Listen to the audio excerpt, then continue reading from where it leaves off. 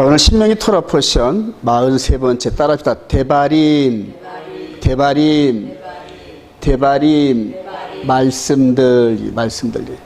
광야에서 말씀드린데 이게 신명기인데, 다시 한번 모세가 지난 출애굽부터 시작해가지고 전부 다 회상하는 그런 내용들입니다.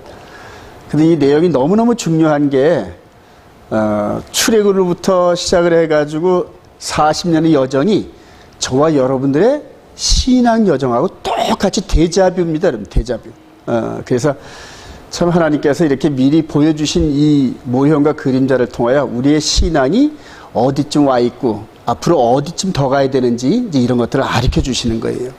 우리 신명기 1장 1절 이는 시작. 이는 모세가 요단 저쪽 수국 맞은편의 아라바 광야 곧 바란과 도벨과 라반과 하세롯과 다사압 사이에서 이스라엘 무리에게 선포한 말씀이니라. 호렙산에서 세일산을 지나 가데스바네까지 열알이 있더라. 40째 해 11째 달 그 달 첫째 날에 모세가 이스라엘 자손에게 여호와께서 주신 명령을 다 알렸으니. 요 가데스바네에서 출발을 해가지고 호렙산에서 가데스바네까지 열아루고, 그 다음에 여기에서 약속의 땅까지 들어가는 거는 그냥 몇 발자국만 들어가면 돼요. 몇 발자국만 걸어가면. 그런데 어느덧 세월이 40년이 훌쩍 지났어요. 40째 해 11째 달 그 달 첫째 날에. 오늘 좀 크게 한번 볼까요? 상당히 이제 의미가 심장한 메시지인데, 이렇게 보니까 좀 잘 보이죠. 출애굽을 고센 땅에서 10가지 재앙 중에 마지막 6월절 이 재앙 이 부분을 통하여 바로왕을 굴복시키고 출애굽을 시켰습니다. 하나님께서 이스라엘 백성들을. 자, 그래서 50일 만에 47일 정도죠. 시내산에 도착을 해가지고 언약을 맺고 여기서 1년 동안을 이 말씀의 트레이닝 기간이었어요. 1년 동안을 그 말씀과 함께 성막을 짓고 하나님을 섬기는 그런 방법, 이런 것들을 쭉 하나님께서 말씀하시고 이스라엘 백성들에게 숙지시킨 다음에, 사실 여기 군대거든요. 군대, 여호와의 군대인데, 그리고 이제 출발하면서 가데스 바나의 정탐 사건이 이제 일어납니다. 가데스 바나의 정탐 사건. 여기서 잘 알다시피 40일을 정탐하고 난 다음에 돌아와서 10명의 리더들은 좋긴 좋은데 거기에 자손들이 너무 강해가지고 우리가 못 당할 것 같아, 이제 이런 보고를 했고, 여호수아와 갈렙 두 사람이 그게 무슨 말이냐, 저들은 우리의 밥이다, 하나님께서 우리와 함께 하신다, 이러면서 도전적인 어떤 이런 말을 했는데, 이스라엘 백성들이 전부 다 그들의 10명의 뒤를 따랐습니다, 여러분. 다수결에 의해서. 그 결과 40여 년의 그 방황하는 이런 부분들이 이제 판결을 받고, 그리고 나서 이제 40년이 지나고 난 다음에 불순종한 세대는 전부 죽고 모압 땅의 여리고 맞은편, 바로 여리고성 맞은편 여기에 이제 도착을 한 겁니다, 여러분. 요게 물이 있어. 좋았어. 자, 그렇게 해서 이 과정이 너무너무 중요합니다, 여러분. 너무너무 중요한 게, 토라 포션을 몇 바퀴 이렇게 돌다 보니까 이제 요 그림만 보고도 창세부터 시작해가지고 신명기가 훨씬 다 보이고, 그 다음에 사복음서를 통하여서 역사하시는 예수 그리스도와 함께 오순절 이후로 현재까지 계시록의 이 부분까지도 훤히 이 그림 하나로 다 보이는 거예요. 하나님께서 다 보여주셨어요. 그래요. 여기까지 있기 전까지는 가나안 땅에 한 70명 정도 됐잖아요. 야곱과 그 아들들이 70명 정도가 됐는데, 요셉을 안내자를 통하여서 여기 먼저 와 있고, 총리가 되고 난 다음에 70명의 가족이 여기까지 왔고, 그리고 430년 동안을 여기서 생육, 번성, 충만해가지고, 이제 때가 되니까 내 백성 내놔라 그래가지고 하나님께서 데려가시는 이런 장면들이, 데려가는 이런 장면들이 이 모세오경에 모두 기록되어 있고, 그리고 약속의 땅 가나안 땅에 들어가서 정착하는 이 부분까지가 이제 여호수아서가 있고, 그 다음에 사사기를 넘쳐서 열왕기 상하, 사무엘 상하, 열왕기 상하를 거쳐가지고 여기 왕국이 세워지죠. 이스라엘 왕국. 즉 하나님께서 직접 통치하시는 신정 국가가 여기 세워집니다. 근데 이제 그 신정 국가는 전부 다 결과적으로 멸망당하고 다 추방당하잖아요. 12지파가. 그리고 난 다음에 예수 그리스도로 말미암아 다시 그들을 하나 되게 해서 불러들이는 과정이 지금 여기 70명의 야곱의 가족이 열방으로 흩어진 그림이나 북이스라엘이나 남방 유다가 열방으로 흩어지는 그림이 대접입니다. 자, 그리고 열방 가운데서 2000년 이상이 지금 흘렀어요. 지금 북이스라엘이 아수르에 패망해가지고 끌려간 지 한 2700년 정도가 됩니다. 그래서 열방으로 이미 그 백성들이 10지파가 열방으로 붙잡혀간 그 기간이 한 2700~800년 정도 되고, 근데 그 후로 한 140~150년 후에 남방 유다마저도 바벨론에 의해서 포로로 끌려갔잖아요. 여기서 먼저 이렇게 끌려갈 때 요셉이 먼저 끌려갔잖아요. 그죠? 요셉이. 그리고 나머지 10명의 형들이 나중에 왔잖아요. 그죠? 12지파의 에프라임 지파가 되어 있는 북이스라엘이 먼저 열방으로 끌려갔고, 나중에 유다 지파인 유다, 남방 유다가 바벨론의 열방으로 끌려갔고, 똑같죠, 여러분들? 그러면 하나님께서 열방에 흩어진 이스라엘 백성들을 메시아를 통하여서 한 막대기가 되게 하시겠다는 이런 말씀에 의해서 다시 불러들이는데, 불러들이는 과정이 이 흐름하고 똑같아요. 똑같은데 육신의 모습으로도 불러들이는데 육신의 모습이 진짜가 아닌 그 역사 속에서 이제는 이면적 이스라엘이 진짜 이스라엘이다. 그렇게 해서 영적인 몸을 지금 이렇게 모세를 통하여 이렇게 데리고 나오신 것처럼 이제는 예수 그리스도가 우리의 영적인 몸을 엑소도스 시키는 그런 과정들. 그런데 이 두 그림을 육신으로 이렇게 이끌려 나오는 이 과정과 예수 그리스도로 말미암아 시대를 각 나라를 관통하면서 그때마다 예수를 영접하고 하나님의 계명 안에 있었던 그 사람들을 전부 다 이렇게 불러들이는 이 영적 과정, 이거를 잘 이해를 해야 됩니다. 그래야 마지막 때 속아 넘어가질 않아요, 여러분. 속아 넘어가질 않아요. 예. 마지막 때도 지금 여기에 있는 이스라엘 백성들이 전 세계에서 모여들면서 육신적인 이런 출애굽의 반복을 저들이 얘기하고 있단 말이에요. 물론 다 그런 건 아니지만은 거의 다 육신적인 출애굽 속에서 메시아, 즉 주님께서 재림하면은 이 가나안 땅 예루살렘을 수도로 삼고 열방을 1000년 동안 통치하는, 즉 육신의 나라를 지금 얘기하고 있단 말입니다. 구분을 잘 하셔야 됩니다. 그래서 종이장 한 장 차이 같은 이 말씀인데, 이거를 구분할 수 있는 방법은 오직 성경을 그대로 믿고 성령의 음성대로 순종해 본 사람들만이 그것을 분간하겠다란 말이에요. 여러분 잘 분간하시길 소망합니다. 예, 그래서 그거를 가지고 제가 자꾸만 깨달아서 자꾸 이 말씀을 자꾸 반복하는 겁니다. 자꾸 반복해서 여러분들이 이해하시도록. 자, 민수기 14장 33절 시작. 너희 자녀들은 너희 반역한 죄를 지고 너희의 시체가 광야에서 소멸되기까지 40년을 광야에서 방황하는 자가 되리라. 너희는 그 땅을 정탐한 날 수인 40일의 하루를 1년으로 쳐서 그 40년간 너희의 죄악을 담당할지니 너희는 그제서야 내가 싫어하면 어떻게 되는지를 알리라 하셨다 하라.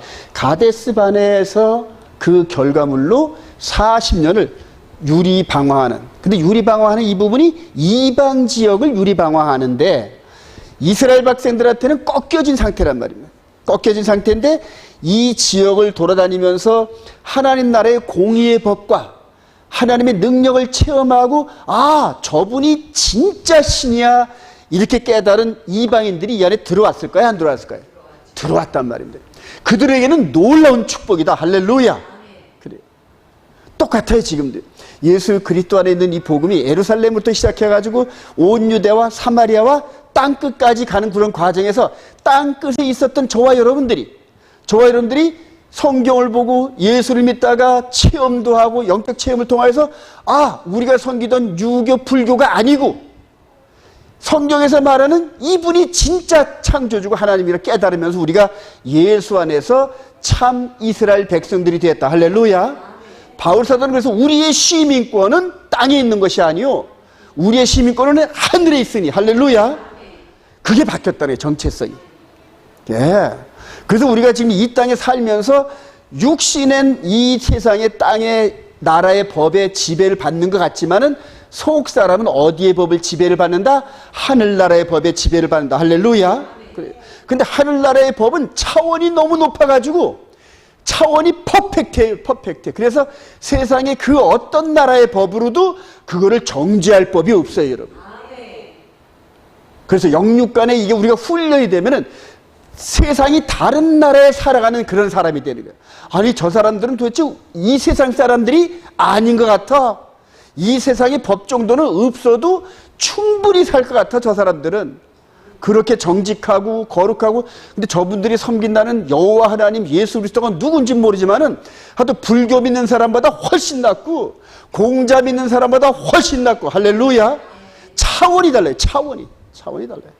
마음으로까지도 죄를 안 짓는 그런 법을 따라 살아가는 저와 여러분들, 세상 사람들이 이 세상의 법의 잣대로 우리를 절대 참소치 못합니다, 여러분.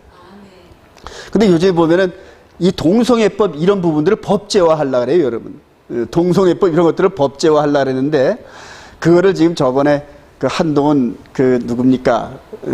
법무부 장관이 이렇게 청문회 나왔는데, 청문회라니, 그저 국정감사 국회에 나왔는데, 민주당 어떤 여자 그 국회의원이 계속 성소수자의 인격을 어떻게 생각하시면서 자꾸만 동의를 얻어내려고 그래요. 왜냐면 그 법제화 하려니까 여론들을 자꾸만 이렇게 해요. 근데 그걸 아주 지혜 있게 잘 피해가더라고요. 그래서 동성애법이 대한민국 법에서 동성애법을 합법으로 만들어 놓으면 그다음부터 성경의 말씀을 통하여 동성애법, 동성 간의 이 성행위를 하는 자들은 지옥에 간다 이런 식으로 말을 못 하는 거예요. 예. 하나님 나라의 법이 세상 법에 걸려서 말을 못하게 족쇄를 잠글라요. 족쇄를. 중국이라는 나라가 전부 다 그런 악법들을 만들어가지고 전부 다 입들을 자물게 하는 거예요. 예전에는 5.18 사건에 대해서 여러 가지 의문을 이런 것들을 제시하면서 지금 폄하하면은 법으로 제재할 법이 없었어요. 근데 이제는 5.18에 대해서 입만 뻥끗하면은 범죄다 이런 식으로 법제화해 놓으니까 얘기만 하면 전부 다 그게 죄가 되는 거예요. 예. 그런 식으로 이 세상의 정치 세력들은 백성들을 자기들의 마음대로 부려먹으려고 자꾸만 법의 올무로. 법의 올무로. 근데 하나님께서는 하나님 나라의 법은 우리가 순종하면 순종할수록 향기가 난다. 할렐루야. 향기가 나요. 향기가. 그게 달라요. 근데 그 법을 가지고 광야 40년 동안에 이방 지역을 돌아다니면서, 왜냐하면 그 법궤가 십계명의 법이 이스라엘 백성들의 중심이 돼서 다녔잖아요, 여러분. 그 법의 향기와 그 법의 권능이 쫙쫙 어디를 비친다?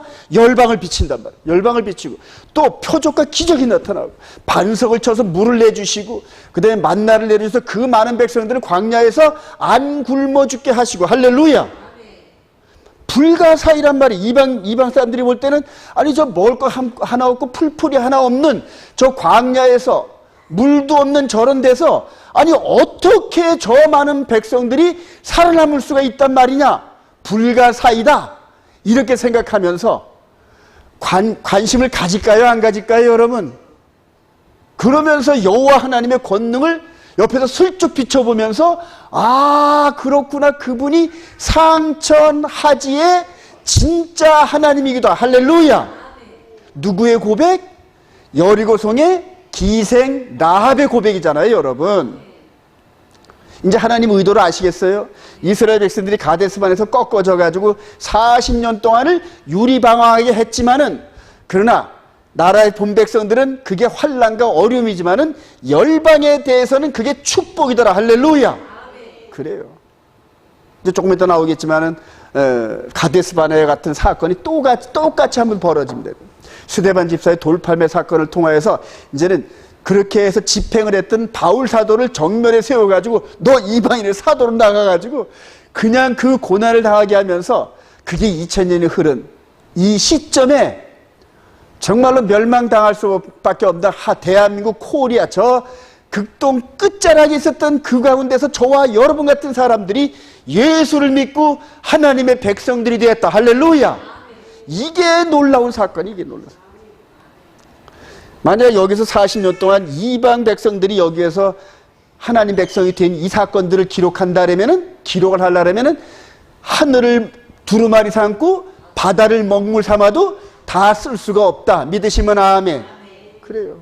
저와 여러분들이 예수 믿고 변화된 이 스토리 하나만 가지고도 하나의 큰 책이 몇 권씩 될 텐데, 그래요.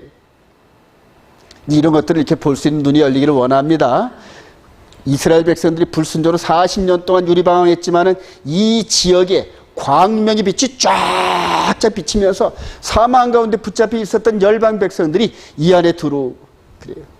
놀랍습니다, 여러분. 똑같은 사건이 벌어지잖아요. 이 그림이 이해가 되시나요, 여러분? 요거 한번 볼까요? 가데스 바나의 사건하고 요 사건하고 한번 우리가 봅시다. 가데스 바나의 사건 한번 먼저 보세요. 민수기 14장. 여러분들이 이제 토라 포션 때문에 성경을 미리 읽어 오셨거든요 하고 제가 이제 해보세요. 민수기 14장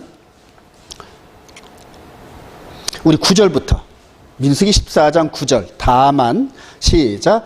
다만 여호와를 거역하지는 말라. 또 그 땅 백성을 두려워하지 말라. 그들은 우리의 먹이라. 그들의 보호자는 그들에게서 떠났고 여호와는 우리와 함께 하시리라. 그들을 두려워하지 말라 하니 온 회중이 그들을 돌로 치려 하는데 그때 여호와의 영광이 휘막에서 이스라엘 모든 자손에게 나타나니라.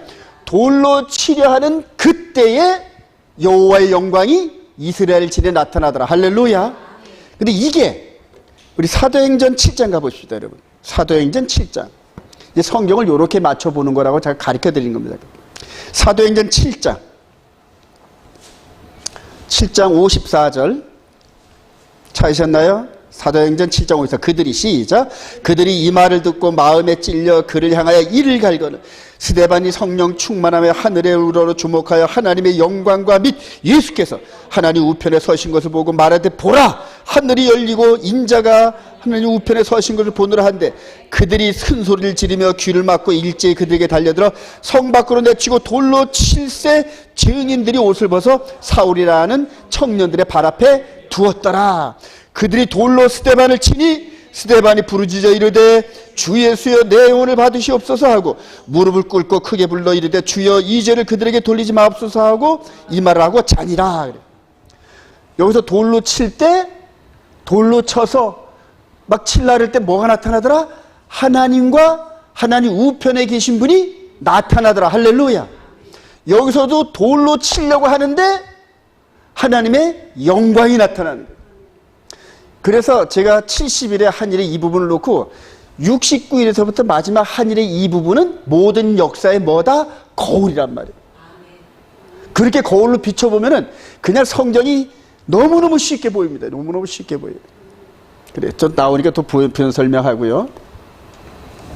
그래서 이 사건과 구약 광야 오순절 사건 이후로 이 사건과 그다음에 오순절 사건 이후로 스데반 집사의 돌 치는 사건을 이렇게 포인트로 맞춰서 그 다음부터 40년의 유리방황, 기독교 2000년의 유리방황의 사건이 생긴 거예요. 예, 이해가 되시면 아멘. 그래요. 사도행전 7장 51절 모기 시작. 너희도 너희 조상과 같이 항상 성령을 거스른다. 너희 조상들이 선자들 중에 누구를 박해하지 않냐 의인이 오리라 예고한 자들을 그들이 죽였고 이제 너희는 그 의인을 잡아준 자의 살인한 자니. 스데반 집사가 성령 충만으로 이 광야 생활을 하면서 하나님께 대적했던 이스라엘 백성들의 완악함을 본 거예요. 근데 그 완악함이 예수 그리스도 안에서 새로운 새 언약의 복음이 선포되는 그때에 똑같은 걸 본 거예요. 똑같은 거. 이게 이스라엘 백성들이 얼마나 완악한지를 몰라요. 아브라함은 얼마나 담대한지 하나님한테 협상을 벌려가지고 10번씩이나 변경을 해가지고 10번씩이나 50명으로 시작해가지고 10명까지 해서 하나님하고 협상을 하고 그리고 하나님과 협상을 해가지고 승낙을 얻어낸 민족의 조상이 누구다? 아브라함이래요.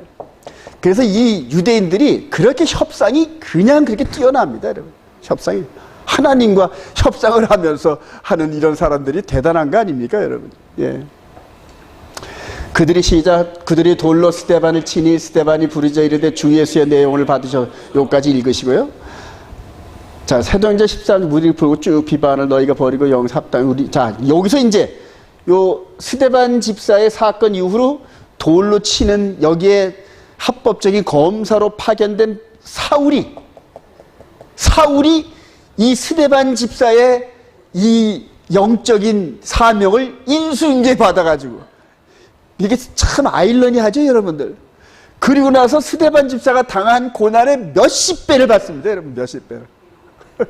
그럴 때마다 자기가 나는 이렇게 벌 받는 게 합당해. 왜?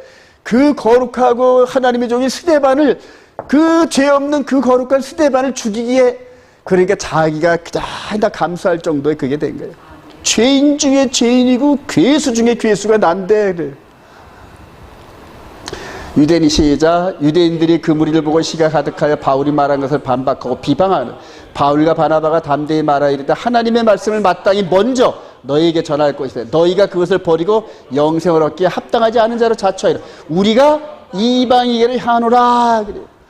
이상하죠. 바울 사도가 유대인 회당에 가서 유대인들한테 복음을 전하면은 그냥 네거티브야. 근데 여러분 한번 생각해 보세요. 아이 글쎄, 이들이 나무에 달린 자는 저주받은 사람이다 생각을 하고 성경에 이렇게 있잖아요, 여러분. 나무에 달린 자마다 저주받은 자인데, 이들의 메시아가 십자가에 달려 죽은 그 예수라 그러니 믿을 방법이 없는 거예요, 여러분. 완전 비성경적이잖아요, 여러분. 예, 이게 아일론인 거예요, 이게. 그래서 이 전도가 아주 이양 그대로 무식한 전도예요, 무식한 전도. 그래요. 근데 이 복음을 이방인들한테 전하면은, 이방인들한테는 그냥 그대로 귀에 쏙쏙 들어가. 예, 이스라엘 백성들한테 말하면은 그냥 돌 갖고 덤벼드는데. 그래서 결론을 깨달은 게, 하나님께서 가데스 바나에서 이방 지역 40년을 유리방황하게 하신 것처럼 똑같이 데자뷰라는 걸 깨달은 거예요. 그래서 저들의 삶의 여정은, 저들의 출애굽 여정은 말세를 만난 우리들을 위해서 기록한 모형과 그림자였다는 거예요, 이게. 그러니까 바울 사도가 순식간에 성경 전체를 예수 그리스도를 깨달은 건, 이거는 육신적으로 보여주는 거고, 이 다음에 이거는 육신의 몸이 아닌 영의 몸이 믿음이라는 근거를 가지고, 믿음이라는 파운데이션 위에서 영적인 그러한 엑소도스구나, 이걸 깨달은 거란 말이에요. 바울 사도 요새 그 새벽 기도 때마다 로마서를 제가 강의를 하는데, 예전에 로마서 2, 3년 전에 강의한 거 차원이 다를 정도로 그렇게 메시지가 쏟아져요. 네. 이제 바울 사도가 영적으로 깨달은 이게 로마서부터 시작해가지고 맨 마지막에 빌레몬서까지 이게 무슨 의미로 기록한 건지 인지 알겠더란 말이죠. 이게 인지 알겠더란 말이에요. 그래요. 우리가 이방인에게로 향하노라 그러면서 당시 지중해를 중심으로 이방 지역이라 생각하는 스페인까지 달려가가지고 빨리 마치려고 했어요. 이방 지역 이걸 빨리 맞춰야 자기 동족 이스라엘 백성들에게 복음이 돌아간단 말입니다.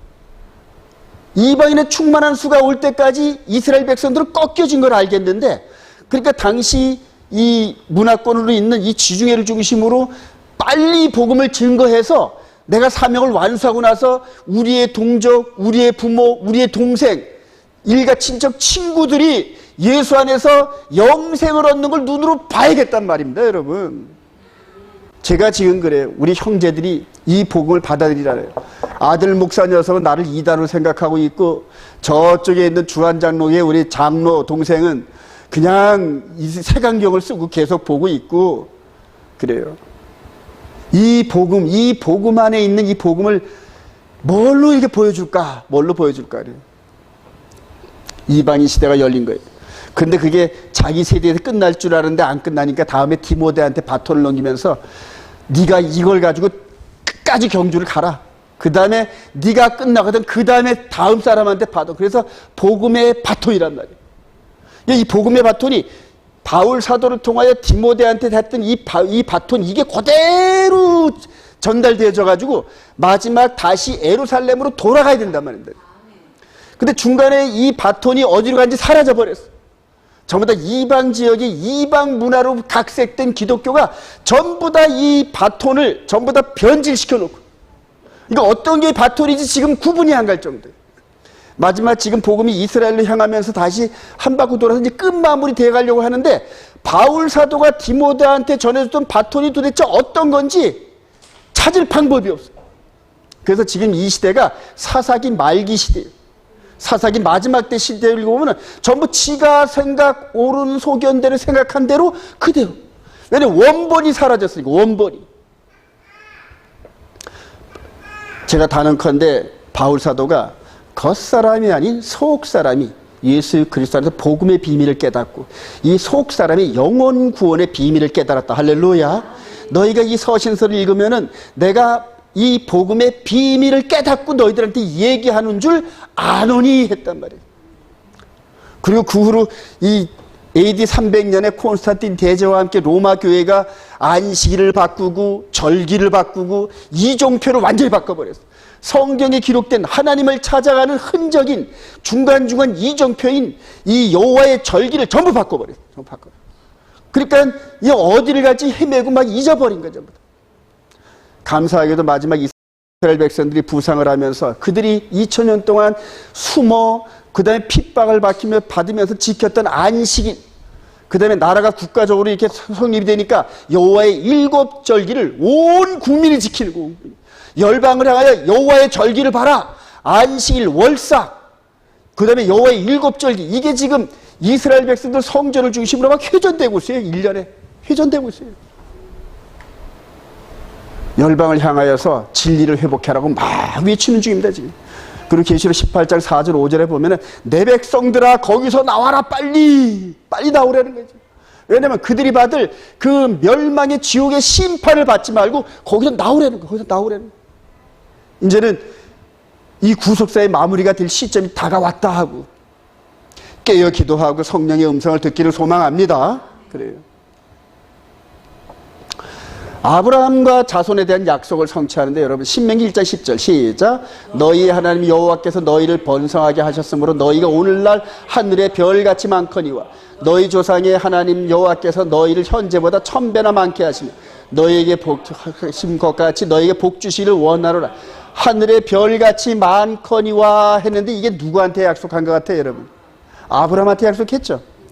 창세기 15장 5절 시작. 그를 이끌고 밖으로 나가 이르시되 하늘을 우러러 무뼈를 셀 수 있나 보라.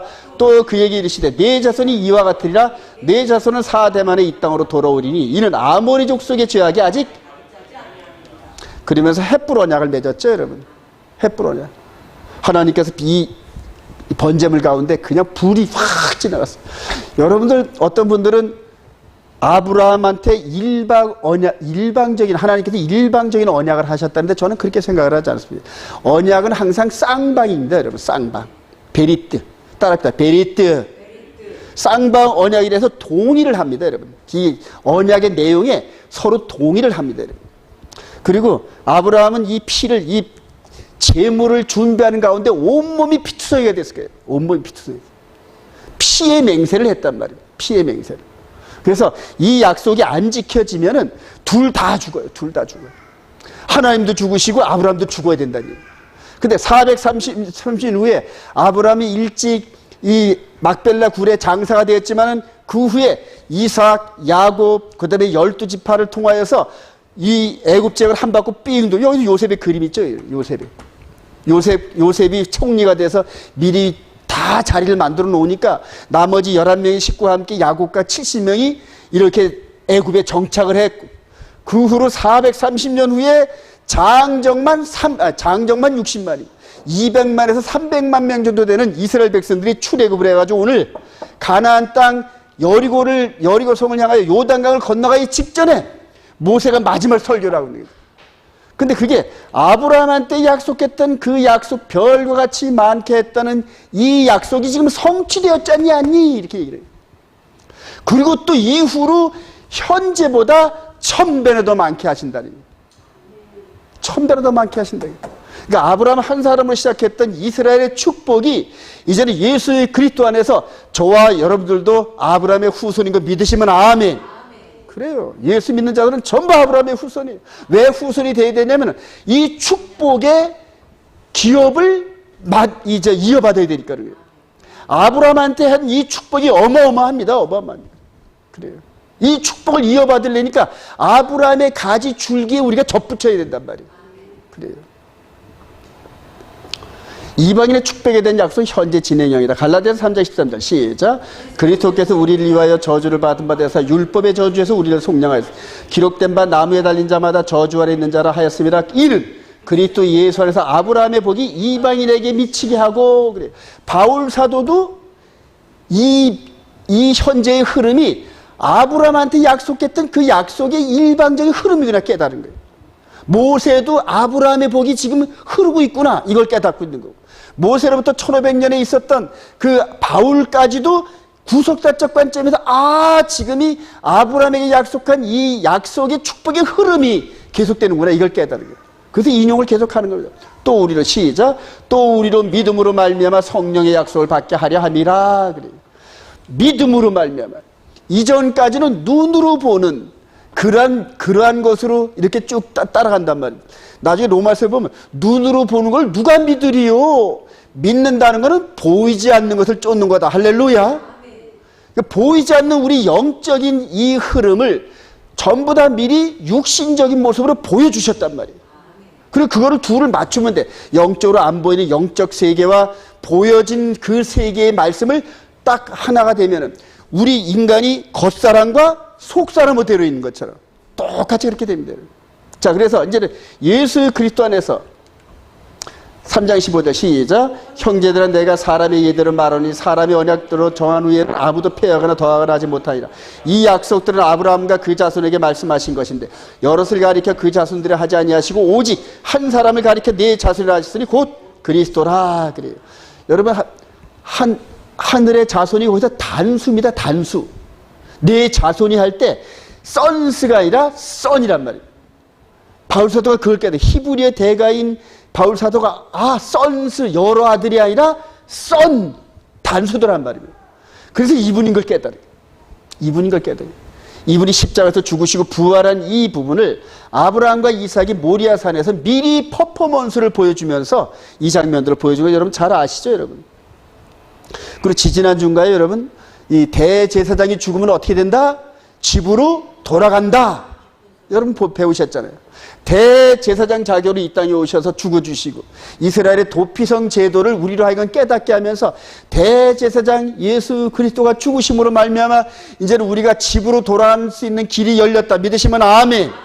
이게 지금 가나안 땅 예루살렘 골고다 언덕에서 세워진 대제사장의 제단, 여기서 외치는 소리가 대제사장이 죽었대 그러는 거예요. 대제사장이.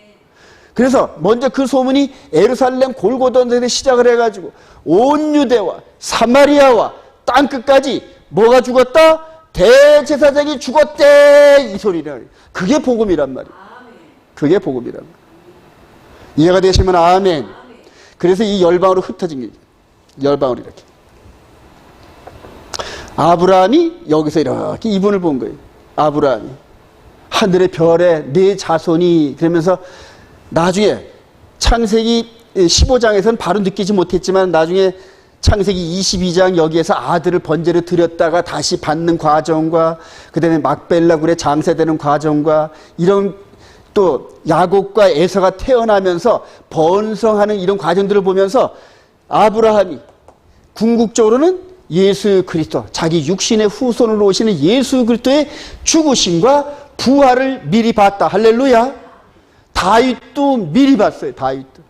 다윗도 메시아의 죽으심과 부활을 미리 본 거로 그래요. 미리 본 거로.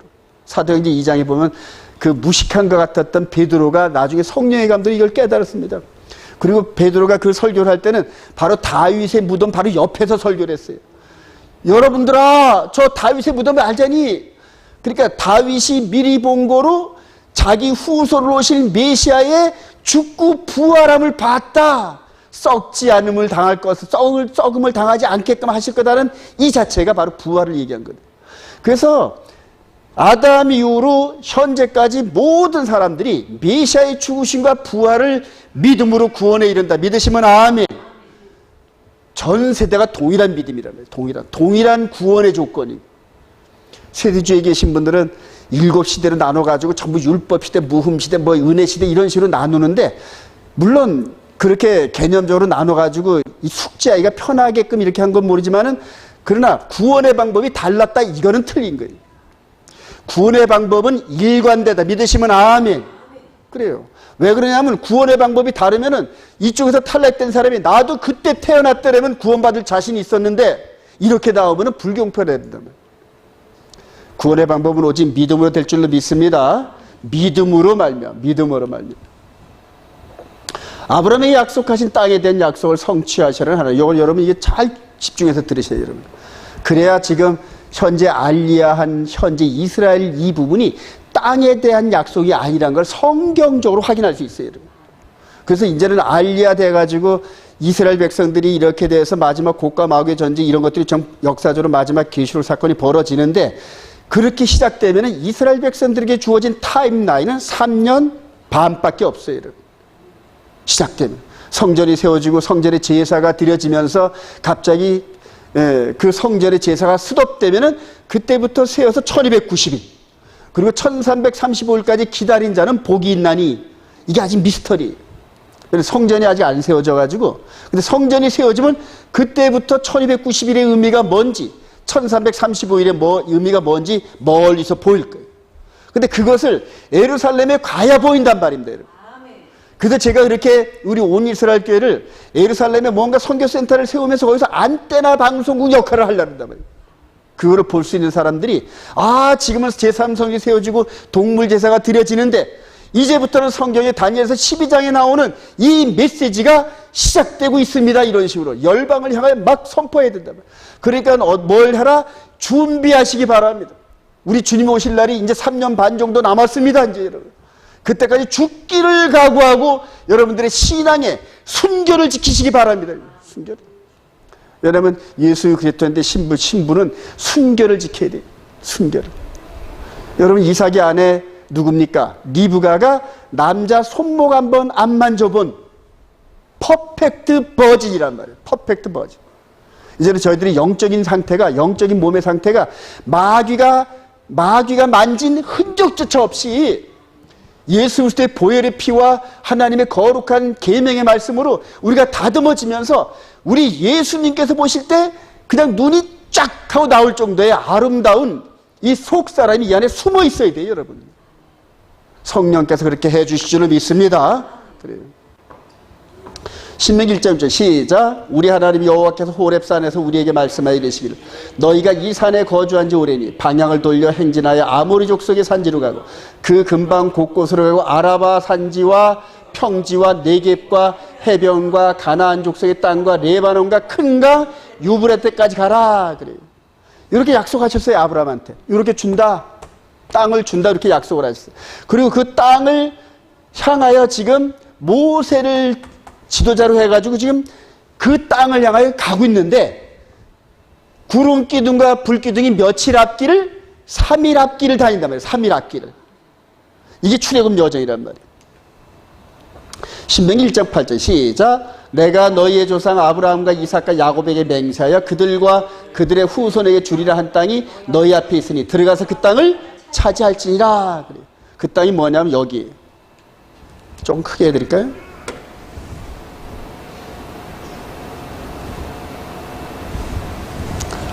하나님께서 아브라함에게 약속하신 땅이 유프라테스 강을 경계로 해서 애굽의 강을 경계로 해서 이렇게 약속하셨어요. 이 땅으로 지금 이 백성들한테 내가 약속한 땅, 너희 조상한테 약속한 땅이 눈앞에 있으니까 가라, 가서 취하라 그런 거란 말이에요. 가데스 바네에서 40일 정탐을 할 때 구름 기둥과 불 기둥이 지금 가나안 땅에 들어가서 들어와 그랬단 말이에요. 내가 약속한 거니까 이루어질 거야. 근데 이스라엘 백성들이 순종을 했습니까? 못했습니까? 순종을 못하니까 그대로 불순종한 세대를 하나님께서 유리방황에서 전부 다 메뚜기처럼 죽게 한 게 그게 광야 40년의 방황인데요. 신명기 1장 30절 시작. 너희보다 먼저 가시는 너희의 하나님 여호와께서 애굽에서 너희를 위하여 너희 목전에서 모든 일을 행하신 것 같이 이제도 너희를 위하여 싸우실 것이며 그는 너희보다 먼저 그 길을 가시며 장막 칠 곳을 찾으시고 밤에는 불로 낮에는 구름으로 너희가 갈 길을 지시하신 자신이라 해가지고 이렇게 불로 구름 기둥으로 이렇게 인도를 받으면서 이런 기적을 체험하는데도 하나님 말씀을 불순종했는데 하나님을 본 적도 없고 이런 기적을 체험하지도 않은 저와 여러분들은 이스라엘 백성들보다 순종을 더 잘할까요? 못할까요? 순종 못합니다, 여러분. 지금 이 교회의 영적 상태를 보면 완전히 이들보다 더해요, 여러분. 그래요. 말로는 예수를 믿고 성경 말씀을 선포하면 아멘, 아멘을 하는데 행동으로는 부인하니 그래요. 저부터도 그러니까요. 저부터도 그래요. 뭐 저라고 뭐 거기에서 벗어나겠습니까, 여러분? 그러니까 우리 눈과 귀로서 보이는 이 오감 이 부분과 함께 영적으로 되어지는 이 부분은 안 보이기 때문에 하나님 말씀 순종하는 게 쉽지를 않아요, 여러분. 그런데 순종하기 시작하면은 스텝 바이 하면서 인도하시는 체험을 합니다, 여러분. 그 체험 속에 마치 어린아이가 엄마 손을 잡고 아장아장 걸어가면서 나중에 뛰어가는 장조로 확 변하듯이 성령의 인도함 따라 한 말씀 순종해보고 한 말씀 순종해보고 내 생각은 아닌 것 같은데 말씀이 그러하니까 기록된 말씀대로 살아보니까 자꾸 변하거든. 환경이 변하고 내가 변하고 주위가 변하고 할렐루야. 그렇게 성장하면서 그리스도의 장성한 분량이 이루는 게 바로 이 여정입니다, 여러분. 자, 여호수아 21장 43절 시작. 여호와께서 이스라엘 조상들에게 맹세하사 주리라 하신 온 땅을 이와 같이 이스라엘에게 다 주셨으므로 그들이 그것을 차지하여 거기에 거주하였으니. 성경이 기록하죠, 여러분. 아브라함한테 약속한 거 다 주셨대요, 여러분. 이미. 자, 그리고 또 역대하 9장 20절 시작. 솔로몬이 유브라데 강에서부터 블레셋 땅과 애굽 지경까지 모든 왕을 다스렸으며 실질적으로 지배했다는 얘기. 왕으로서 지배했다는 얘기예요. 그러니까 성경이 이렇게 아브라함에게 약속한, 아브라함과 이삭과 야곱에게 약속한 땅을 이미 성경이 다 주셨대. 그런데 또 지금 이스라엘 백성들은 또 그 땅을 또 주장한단 말이에요. 왜냐하면 그 땅이 아니라 이제 차원이 높은 땅이란 말이에요. 차원이 높은 땅. 이 세상의 땅은 베드로 사도의 그 입장을 빌려보면은 심판 때 어떻게 된다? 불로 태울 건데. 근데 지금 이스라엘 백성들은 지금 불로 태워진다고 말씀하신 그 땅을 향하여서 천년 왕국을 이루고 그들 거기에 부활체가 들어가고 부활하지 못한 사람도 들어가고 뭐 이런 식의 이상한 소설들을 갖다 가미해가지고 천년 왕국론들 자꾸 얘기하고 있어요. 근데 그걸 가만히 지난 십몇 년 동안 이렇게 보니까 성경의 말씀하고 틀려. 다 줬대 이미. 다 줬대. 다 줬대. 그리고 나서 이제는 새하늘과 새 땅 이 부분을 약속했는데 새하늘과 새 땅을 들어갈 수 있는 사람은 겉사람이 아닌 부활된 속사람이다. 믿으시면 아멘. 우리가 부활의 소망을 갖고 살아가는 거지. 겉사람은 날마다 후패해지고 세상이 이거에 찢기고 세상에 상처받고 이러는데 그러나 그 가운데서 이 속사람은 하나님의 메시지에 의해서 말씀에 의해서 날로 새로워진다. 믿으시면 아멘. 그게 우리들의 소망이란 말이에요. 숨은 사람의 소망이 겉사람의 환경을 이겨낸단 말입니다. 마지막 때 별별 속임수가 다 있어요. 이스라엘 백성들을 통해 땅에 대한 속임수도 있지만은 그러나 우리 주님께서 말씀하신 대로 징계하실 때 질병, 기근, 전쟁, 재난 이 네 가지 갖고 하나님께서 심판을 하셔요. 불순종하는 세대에게. 그래서 이 네 가지가 복합적으로 마지막 때 우리 주님 오시기 직전에 마치 소용돌이 치듯이 돌려요. 소용돌이 치듯이. 하나님의 징계란 말이에요. 근데 그런 것들이 전부 다 이미 출애굽을 할 때 이스라엘 백성들이 역사서를 읽어보면은 하나님께 불순종할 때마다 그런 걸로 치신단 말이에요. 심지어는 다윗 왕 때도 불순종해서 인구 조사할 때 너 골라 잡아라. 어떤 거 네 어떤 처벌을 네가 원하니? 그래. 뭐 3일 동안에 뭐가 되니 뭐니 이런 식으로 해가 됐대. 차라리 제가 하나님께 붙잡힌 바 되어서 하나님 앞에서 죽겠습니다 하니까는 3일 동안 하나님께서 이 예루살렘 성에 온영으로 치셔버리니까 사람들이 막 퍽퍽 나가 죽는 거예요. 그럴 때 다윗이 성전 앞에 가가지고 가로막으면서 하나님 제가 잘못한 건데 왜 백성들을 이렇게 치십니까 하면서 막았으니까 하나님께서 천사들을 향하여 그 팔을 거두고 이제 됐다. 그만하면 됐다. 이런 것들이 마지막 때 지진, 재난, 전쟁, 기근 이런 모든 것들이 복합 요소가 돼가지고 경제가 일순간에 망하는, 경제가 일순간에 망하는 그림자가 오잖아요, 여러분. 지금 팬데믹과 이런 부분들 전부 다 지금 코로나 바이러스니 뭐 이런 것들이 재난으로 오잖아요, 여러분. 질병으로 오잖아요, 여러분. 앞으로 더 센 것들이 나타날 겁니다. 하나님께서 치실 때는 포르티시모로 치시거든요. 근데 이런 모든 것들이 육신의 고난이란 말입니다. 육신의 고난. 근데 육신의 고난 속에서 이 속 사람이 말씀을 통하여 계속적으로 상황을 주시한단 말이에요. 상황을 주시. 여러분 이제 그때 되면은 육신적인 고난과 이 부분은 마땅히 우리가 감당해야 할 몫이라 하면서 여러분 스스로 그거를 인정을 하셔야 됩니다. 여러분. 그거 피할 생각 마세요. 여러분. 마지막에서 피한다는 거 도피성이니 뭐니 육신의 도피성이 아니에요. 여러분. 마지막 이 속에 있는 우리 속 사람은 머리털 하나 못 건드린다는 거예요. 여러분. 근데 이런 머리카락이 아니라 속 사람의 머리카락 건드리지 못한다는 거예요. 그래서 우리 주님께서 그러잖아요. 육신은 죽여도 이 속 사람을 죽이지 못하는 저들을 두려워하지 말고 육과 영을 동시에 지옥불에 넣는다. 하나님을 이 영과 육에 대한 이 말씀에 대한 비밀을 깨닫지 못하면 계속 영과 육이 혼돈돼 가지고 육의 말을 영으로 적용하고 영의 말을 육의 말로 적용해 가지고 막 이리 쏠리고 저리 쏠리고 유리방황하고 이제 마지막 때 말할 수 없습니다. 여러분. 저 재림교회 뭐 교단은 마지막 도피성을 전부 시골에 가서 농사지라는 이 교리를 합리화시켜 가지고 거기에 돈 좀 있고 뭐 하는 사람들은 전부 다 농촌 가서 땅 사가지고 농사를 짓는데 그런다고 피하겠냐는 얘기예요. 이 육신의 재난을. 여러분 마지막 때 재난 시작되면 육신의 삶을 아예 포기하는 게 편해요. 여러분. 포기하는 게. 죽고자 하면 살고 살고자 하면 죽는 이 마지막 시대의 이 어마어마한 사건이 저와 여러분들에게 기다리고 있는데 육신의 삶이 두렵고 육신이 두려워가지고 이리 도망가고 저리 도망가고 속 사람이 강하지 못하니까 전부 다 그런 유리방황하는 거랍니다. 여러분 저는 조금도 안 두려워요. 왜냐하면 속에 있는 알맹이가 지난 십몇 년 동안 안식일과 계명과 예수님 믿음 안에 꽉 들어차는 이걸 체험을 하면서 저는 지금 예루살렘에 보내달라고 하는 이유가 예루살렘에 가서 돌 맞아 죽겠다는 거예요. 여러분 돌 맞아 죽겠어요. 왜냐하면 성전제사 이거 아니야. 성전제사 아니라니까. 그러면 유대인들이 어떻게 하겠어요? 스데반 제사 돌로 치듯이 또 죽이려는 거예요. 근데 그게 두렵질 않아요. 왜냐하면 마지막 때 누군가는 하나님께서 하실 그 계획 안에 시나리오에 적혀 있는 대로 그렇게 누군가는 자원해야 할 사람이 있는데 그래서 이사야서에 보세요. 주여 나를 보내소서 그랬는데 입으로는 그렇게 선언하고 난 다음에 직접 가라 하면 저 사람을 보내시옵소서 이러잖아요. 죽는 자리에는 저 사람 보내고 축복을 받는 자리는 제가 있겠습니다 하는 게 지금 현대교회 아닙니까? 지금 이게. 아니에요 여러분. 하늘나라에서는 이 영적인 카메라로 우리 속 사람의 움직임을 쫙 촬영하고 있단 말이에요. 겉사람이 아닌 속 사람 마음에 먹은 대로 이 육을 지배하고 이끌어가는 그러한 사람들. 그래서 이 누굽니까? 기도의 300용사 같이 죽기를 두려워가지고 그 리더를 따라서 13만 5천 명이 잠자고 있는 그곳에 300명이 뚜벅뚜벅 들어가잖아요. 기도원의 리더를 따라서. 그리고 동시에 나팔을 불고 횃불을 그대로 질긋을 깨뜨려가지고 횃불을 드러내니까 그 300명이 13만 5천 명의 적군을 몰살시켰더라. 할렐루야.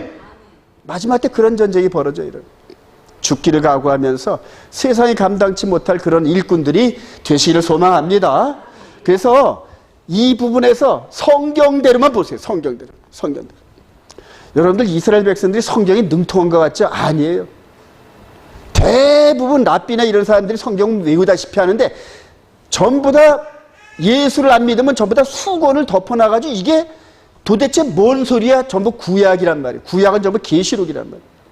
바울 사도가 그걸 깨달았잖아요. 구약의 모든 메시지는 예수 그리스도에서 수건이 안 벗겨지면 전부 이제 계시록이 전부 계시록.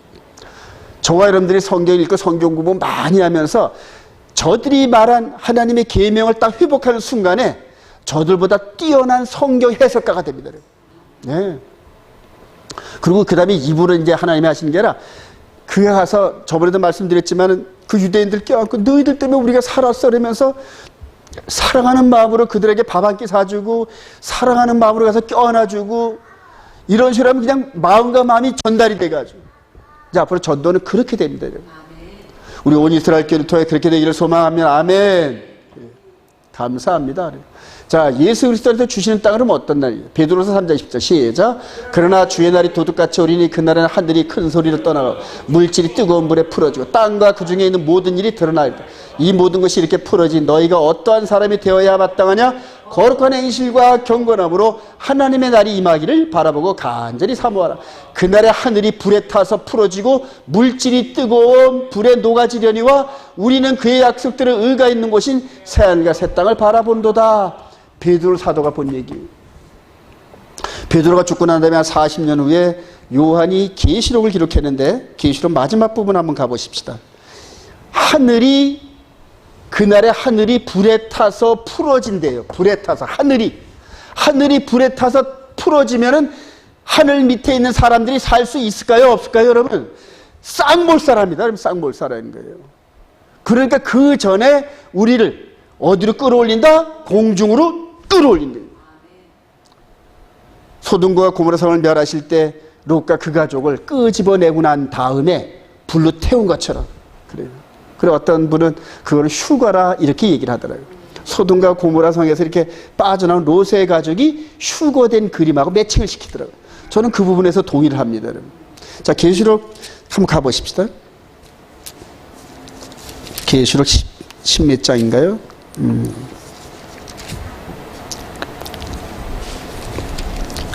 일곱 대접 나올 때 거기 어느 부분인가요, 여러분? 일곱 대접.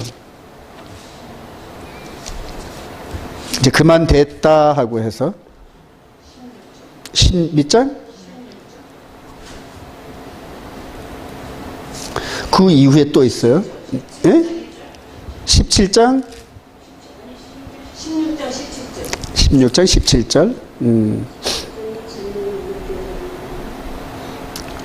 아, 그래요.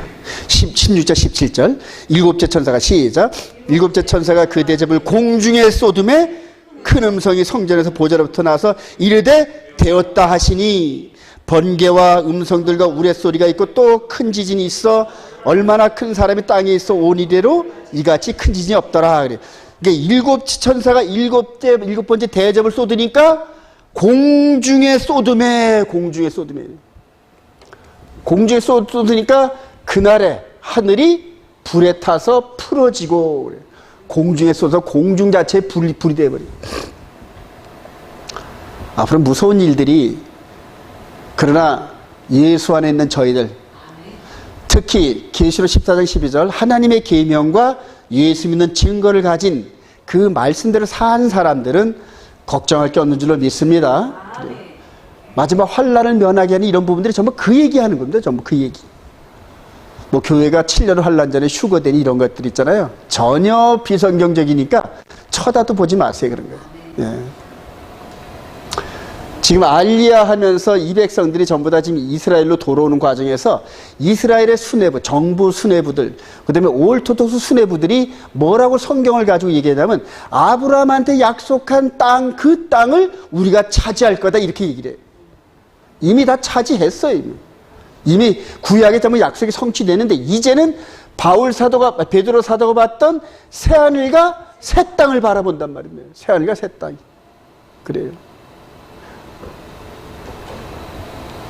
아니고 이렇게 요한 사도가 봤던, 베드로가 봤던 계시록 21장 1절 시작. 또 내가 새하늘과 새 땅을 보니 처음 하늘과 처음 땅이 없어졌고 바다도 다시 있지 않더라. 또 내가 보면 거룩한 성 예루살렘에서 하나님께로부터 하늘에서 내려 그 준비한 것이 신부가 남편을 위하여 단장한 것 같더라. 이거 본 겁니다. 전부 사도들이. 그 예루살렘 성 중심으로 해서 악다구리 같은 상인들과 그래 툭 하면 돌로 치려고 하는 바리새인들과 그냥 그대로 그 산에 들인 그 멤버들 그냥 상대방 말이 조금만 뭐 하면 그냥 찔러달라고. 우리 목사들 세계에서도 그래요. 상대가 조금 말 실수하면은 그냥 찌릅니다. 근데 그 습성이 어디서 나오면 전부 종교적인 습성에서 나오는 거죠. 자기와 의견이 틀리고 그 다음에 조금 뭐 하면은 그냥 못 참아요. 그냥 상대를 공격하고. 저도 옛날엔 그랬는데. 그래요. 그런 땅이 아니라, 그런 예루살렘 땅이 아니라 지금도 가면은 예루살렘 성전 내에 장사꾼들의 뭐에 해가지고 바글바글 합니다.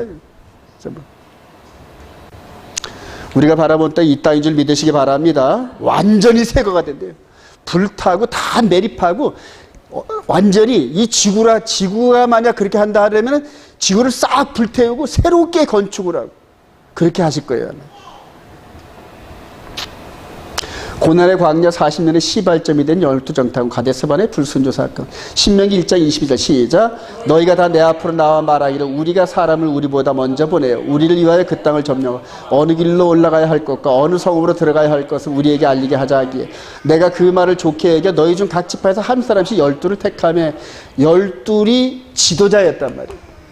신명기 1장을 자세히 읽어보면 내가 짐을 덜으려고 12지파 족장을 만들어가지고 나를 돕고 이스라엘 백성들을 이렇게 섬기는데 도움이 되게 하려고 12족장을 뽑았는데 너희들이 가가지고 오히려 반역의 모체가 돼서 왔다 이렇게 원망을 해요.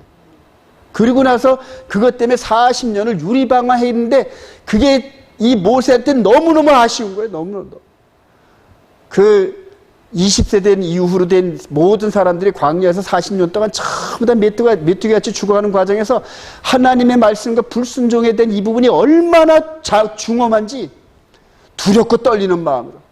그리고 나서 신명기 자체가 이제는 새로운 그때 20세 이전이 됐던 사람들이 이제는 40년 흘리니까 몇 살이 됐다? 60세가 돼가지고 이제는 너희들은 광야에서 너희 부모 할아버지들이 그렇게 죽어간 거 봤잖니? 이제는 예루살렘 가나안 땅에 약속의 땅에 들어가면은 하나님의 계명을 어떻게 하라? 절대 순종하라는 얘기예요. 절대 순종하라. 말씀 순종 안 해서 이렇게 죽어갔기 때문에. 지금도 우리한테 마찬가지예요. 여러분. 새 언약에서 예수 믿는다고 하나님의 법이 무효되느냐? 무슨 소리예요? 더 강화가 되지. 그래요. 근데 전부 다 지금 무법한 자들이 됐잖아요. 전부 다 무법한 자들이. 돌로 칠라 그러잖아요. 그러나 시작. 그러나 너희가 올라가기를 원하지 않냐고 너희가 하나님 여호와의 명령을 거역하여 장막 중에서 원망이 이르기를 여호와께서 우리를 미워하심으로 아모리 족속의 손에 넘겨 멸하시려고 우리를 애굽 땅에서 인도하여 내셨도다. 우리가 어디로 가랴? 우리의 형제들이 우리를 낙심하게 하여 말하기를 그 백성은 우리보다 장대하며 그 성읍들은 크고 성강은 하늘에 닿았다는데 그래요. 그러면서 우리를 인도하신 여호와가 우리를 미워해서 그들의 손에 전부 다 죽게 하려고 데리고 나온 거 아니냐? 말도 안 되는 소리죠, 여러분. 근데 그때는 그게 말이 됐어요, 그들한테는. 그리고 현재 우리들도 이들 수준만 못합니다, 여러분. 지금 영적 상태가. 오히려 더 악합니다, 여러분. 영적으로 이 하나님의 말씀을 이렇게 두른 마귀적인 습성이 있는 사람들은 진짜 무서워요, 여러분. 무섭습니다, 여러분. 얼마나 사악한지 정결과 거룩함과 순결함이 없이 교묘하고 미혹하고 너무너무 무섭습니다, 여러분. 14장 33절 시작. 너희의 자녀들은 너희의 반역한 죄를 지고 너희의 시체가 광야에서 소멸될 때까지 40년을 광야에서 방향한 자가 되라. 너희는 그 땅을 정탐한 날수에 40일의 하루를 1년으로 쳐서 그 40년간 너희의 죄악을 담당할지니 이렇게 판결을 받았어요.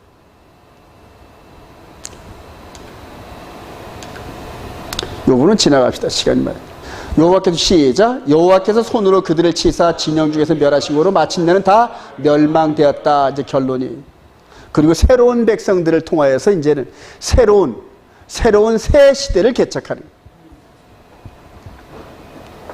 그리고 요단강을 건너갈 때 완전히 새로운 백성들이 들어가서 가나안 땅을 점령하는 그 엄청난 거룩한 성전에 참여하게 됩니다. 로마서 11장 시작. 그러므로 내가 말하노니 그들이 넘어지기까지 실족하느냐? 그럴 수 없느니라. 그들의 넘어짐으로 구원이 이방인에게 이르러 이스라엘로 시기나게 하며 그들의 넘어짐이 세상의 풍성함이 되며 그들의 실패가 이방인의 풍성함이 되며 하물며 그들의 충만함이며. 바울 사도가 이 얘기를 할 때는 어디서 참고했을까요, 여러분? 가데스 바네아 사건에서 참고한 거죠. 이스라엘 백성들이 꺾였단 말이에요. 근데 그 꺾이고 난 다음에 복음의 통로, 복음의 축복이 어디로 흘렀다? 이방인에게 흘렀단 말이에요. 이방인에게 흐른 동안은 나라의 본 백성들은 그냥 하나님의 징계 안에 있느라고 물불을 못 가릴 정도로 우매해졌고. 여러분들 사도행전서부터 계시록까지 초대교회 이후로 열방에 흩어졌던 유대인들한테는 그 말씀이 들어가지를 못했어요, 여러분. 예, 전부 구약만 갖고 있었단 말이에요. 왜냐? 사도행전부터 이 축복의 메시지는 예수를 믿어야만 이해가 되는 책이에요, 여러분. 이해가 될지. 근데 지난 2000년 동안 거의 유대인들은 이 사도행전 이후로 계시록까지 읽어본 적이 거의 없어요. 여러분, 거의 없어요. 랍비들은 아예 이 신약은 아예 저주스러운 책이라고 그래가지고 아예 근처도 못 가게 합니다. 여러분. 그러다 용기를 낸 이런 사람들이 신약을 읽으면서 마태복음 읽다가 전부 다 아브라함의 이삭의 쭉 족보가 나오니까 아니 이거 우리 족보 아니야. 그리고 누구에게? 마리아에게 태어나더라. 전부 다 유다 지파를 통하여서 메시아가 왔다는 그 소리에 깜짝 놀라면서 아니 신약이 전부 다 우리 유대인들 얘기네. 이렇게 깨닫고 그때 성령께서 열어주시기 시작한 거예요. 성령께서. 왜냐하면 때가 되니까 지금 꺾어진 타임, 여기서는 40년이 되니까는 바로 회복된 것처럼 이제 이방인의 충만함이 거의 끝날 때쯤 되니까 나라의 본 백성들에게 복음의 통로인 책이 열리기 시작한 거예요.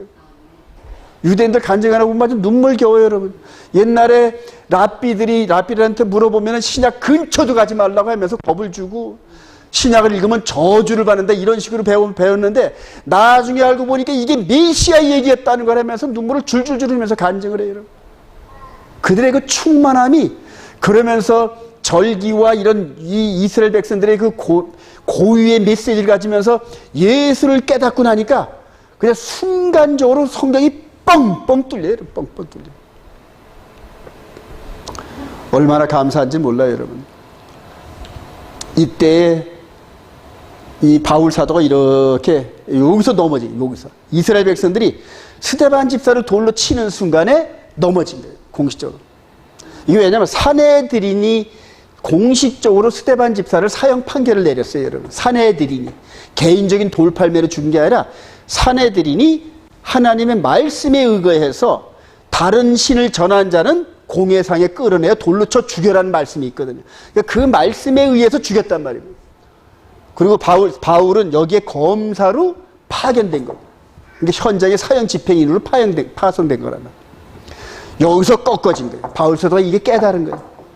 가데스바네에서 돌로 치려는 순간에 하나님의 영광이 나타난 것처럼 여기서 스데반 집사의 귀가 외친 소리가 보라 하나님과 하나님 우편에 아들 예수야가 쓴 것을 보노라 하면서 그냥 막 성령 충만하면서 돌로 맞아 피투성해야 되는데도 이 얘기를 하는 걸 보면서 바울 사도가 유심히 쳐다보고 있다가 저놈 지금 죽는 마당에 무슨 미친 소리 하고 있는 거야? 근데 나중에 예수를 만나고 난 다음에 그게 뻥 하고 깨달아지는 거예요, 여러분. 그게 무슨 말인지 그때서야 깨달아지는 거예요. 그때서야. 그리고 그때 그 순간에 이스라엘 백성들이 공식적으로 꺾인 거구나.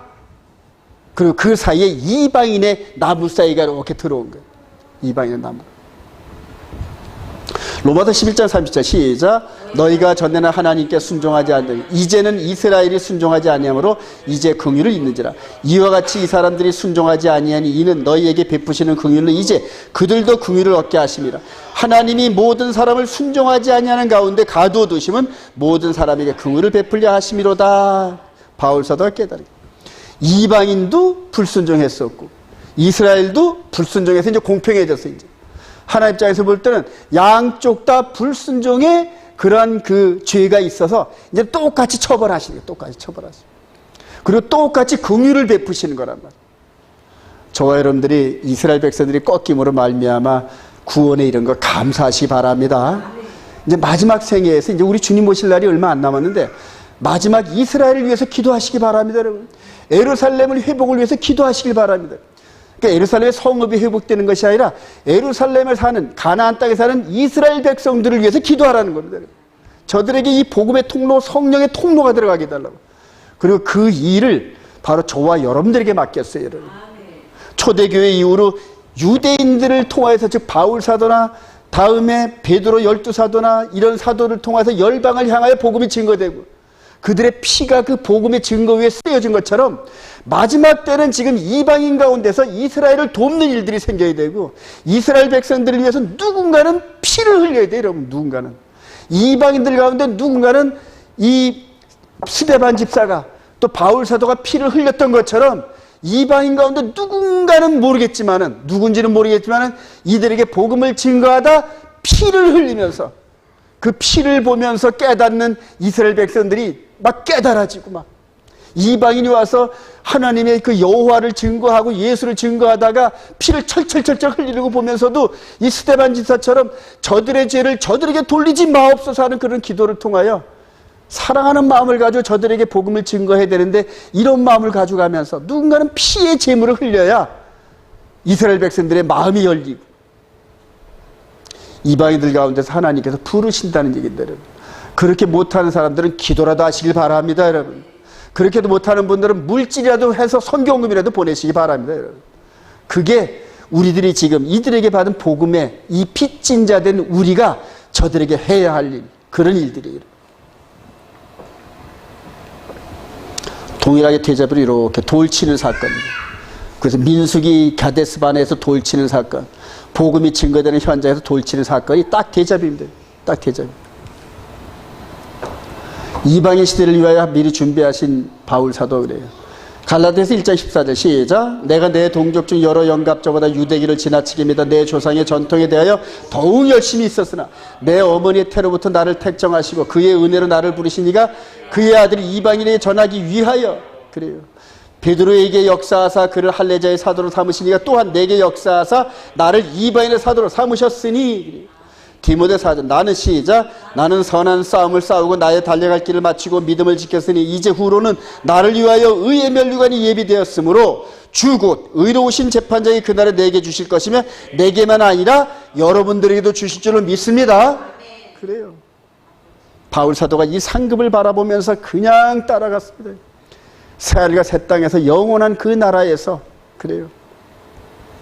마지막 저와 여러분들의 육신의 삶이 오래 살려고 하는 사람도 이제 수톱될 때가 됐고, 이제 거의 지금 우리 주님 오시면 이 역사가 수톱입니다, 여러분. 우리 주님 공중 재림할 때, 공중 강림하실 때 아담 이후로 죽은 자 가운데서 생명책이 기록된 자는 전부 부활시켜서 끌어올리고, 살아있는 저와 여러분들을 호련히 변화시켜 부활체로 끌어올리고. 그래요. 그리고 이 땅에 있는 자들은 7번째 대접재앙이 공중에서 빵 하고 터지면서 하늘이 불로 태워지고 그래. 하늘이 불로 태워진대. 여러분들 보면은 그 가끔 가다 보면은 네임판탄이라는 게 있어요. 네임판탄이 떨어지면은 그 불이 어마어마해가지고 그 안에 있는 반경의 산소를 싹 태워버려요, 여러분. 산소를 싹 태워가지고 그 안에 있는 사람들은 뭐 파편 이런 거 없어도 숨이 막혀 죽어버려요, 전부 다. 이 네임판탄 같은 이런 것들이. 그래요. 마지막 때 7번째 대접재앙이 그런 거 아닌가 그런 생각이 들어요. 하늘이 불로 태워지고. 하늘이 불로 태워지면서 큰 소리로 떠난대. 큰 소리로. 요거 여러분들 주목하시기 바랍니다. 요 가나안 땅을 중심으로 성전을 세우면서 육신의 예법을 세우셨는데, 우리 주님께서 전 3년 반 마지막 부분에 십자가를 통하여 영의 예법을 세우셨다. 할렐루야. 그리고 영의 예법이 하나님의 계명과 예수님의 십자가를 믿는 믿음 안으로 우리 신령 가운데 그대로 축약을 시키셨어요, 여러분. 그리고 이제 이게 우리 이렇게 된 사람이 성전이란 말이에요. 이렇게 된 사람이 성전. 저와 여러분들이 성전인 거 믿으시기 바랍니다. 이 성전이 아니에요, 여러분. 이제 이 성전이 필요 없단 말입니다, 여러분. 더 이상 필요 없는데 지금 새로 지으려고 그러잖아요, 여러분.